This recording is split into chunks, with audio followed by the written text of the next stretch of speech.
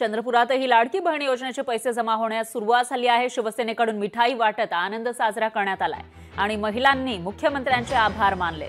योजनेची नोंदणी आणि लाभ 31 ऑगस्ट नंतरही सुरू राहणार असं यानंतर सुधीर मुनगंटीवार यांनी सांगितलेलं आहे। तर लाडकी बहीण योजनेसाठी बऱ्याचशा महिलांनी अर्ज केला होता, कोट्यावधी महिलांनी अर्ज केला होता। त्यापैकी काही महिलांच्या खात्यामध्ये हे पैसे जमा होण्यास सुरुवात झाली आहे। चंद्रपूरमध्ये सुद्धा हे पैसे जमा झाल्यानंतर आनंद साजरा करण्यात आला आहे।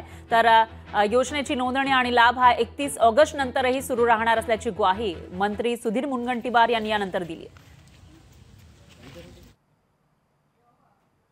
काल संध्याकाळी 6:30 वाजता माझ्या खात्यात 3000 रुपये जमा झाल्याबद्दल मला खूप आनंद झाला। हर महिन्यात 1500 रुपये देणार आहे, पण जुलै आणि ऑगस्टचे 3000 रुपये खात्यामध्ये आल्याबद्दल आम्ही खूप मुख्यमंत्री शिंदे साहबांचे आभारी आहोत। माझी लाडली बहन योजना के अंतर्गत मुझे 2 महीने का 3000 प्राप्त हुए। मुझे बहुत खुशी हुई है, इसलिए मैं मुख्यमंत्री जी को धन्यवाद देती हूँ। माझी लाडली बहन योजना या अंतर्गत मला काल संध्याकाळी 3000 रुपये प्राप्त झाले आहे।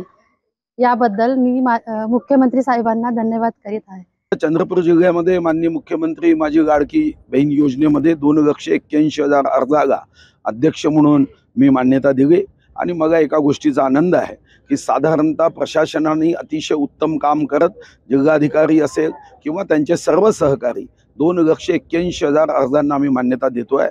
मान्यता दिलेली आहे, कालपासून पैसे येणं सुरू झाले, पण एक अफवा पसरवण्याचा प्रयत्न होतोय की 31 ऑगस्ट नंतर ही योजना बंद होईल। ही योजना आता कधीही बंद होणार नाही। ही योजना नेहमीच सुरू राहणार आहे।